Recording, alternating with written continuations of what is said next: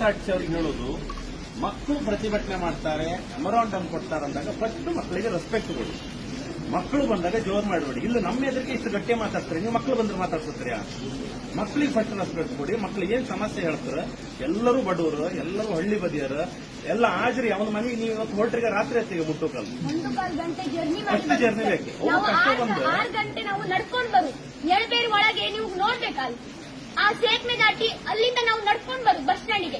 ಅಲ್ಲಿ ಬಂದು ನೋಡಿದ್ರೆ 2 ನಿಮಿಷ ಮುಂದೆ ನೀವು ಟೈಮಿಂಗ್ ಸರಿ ಉಂಟು ಅಂತ ಹೇಳ್ತೀರಿ. ಆದ್ರಿಗೆ 8 ಗಂಟೆಗೆ ಬಸ್ ಬಿಟ್ಟಿರೋದು, 8:05ಕ್ಕೆ ಬಸ್ ಬರ್ತದೆ, 8:10ಕ್ಕೆ ಬಸ್ ಬರ್ತದೆ, 8:15ಕ್ಕೆ ಬಸ್ ಬರ್ತದೆ. ನಾವು ಯಾರನ್ನ ಕೇಳೋದು ಸರ್?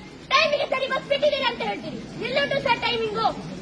ನಾವು 6 ಗಂಟೆ ನಾವು ನಡಿಬೇಕು ಎಳಬೇರಿಯಿಂದ ಒಳಗೆ ಬರ್ಬೇಕಾದ್ರೆ. ಅಲ್ಲಿ ನಮಗೆ ಬಸ್ಸಿನ ವ್ಯವಸ್ಥೆ ಇಲ್ಲ ಸರ್. ನಾವು ಆರ್ಜಿ ಬಸ್ ಸ್ಟ್ಯಾಂಡ್ ಅಲ್ಲಿ ಚನ್ನೇಶ್ವರ ಮೂರ್ತಿಯಲ್ಲಿ ಇದೇ ಗಾಡಿಯಲ್ಲಿ ನಿಂತ್ಕೋಬೇಕು. ಮಳೆಗಾಲ ಬಂದಾಗ ಬಸ್ ಹತ್ತಿದ್ರೆ ಬಸ್ಸು ಕೂಡ ಸೋತದೆ.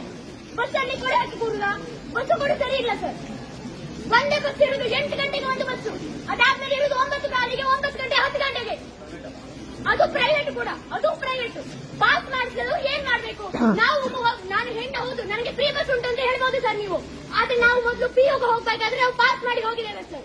ನಮಗೆ ಫ್ರೀ ಬಸ್ ಫೆಸಿಲಿಟಿ ಬೇಡವೇ ಬೇಡ. ಬೇಗ ಯಾರಿಗಾದ್ರೂ ಹೆಣ್ಮಕ್ಳು ಫ್ರೀ ಬಸ್ ಫೆಸಿಲಿಟಿ ಬೇಕಾ? ಬೇಡ ಬೇಡ ಬೇಡ ಸರ್. ನಾವು ಹೇಳ್ತೇವೆ ನಮ್ಗೆ ಬೇಡ. ನಮ್ಗೆ ವಿದ್ಯೆ ಬೇಕು ಸರ್, ನಮ್ಗೆ ವಿದ್ಯೆ ಬೇಕು. ನಾವು